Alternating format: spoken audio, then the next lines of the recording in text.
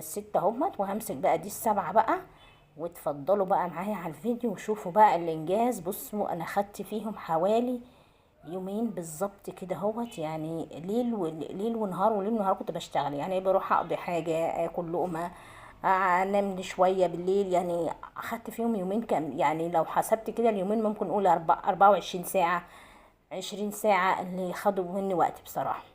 لان التفنيش بايديكي ده بتفنشيهم، بتقعدي تنفشي كده، الفايبر خد مني وقت الحمد لله.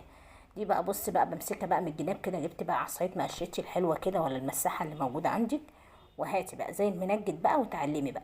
الحاجات دي الحمد لله متعلمها من والدتي، وقلت اطلع لكم بالفيديو دوت. المخدات كانت عندي كانت متبططت خالص ما بقالها سنين، وانا عامله اللي ورا عند المعيشه دول برضو دول معيشه اللي هم الصغيرين. بصوا بقى قاعده بقى في جزيره الفايبر الناس بتاعت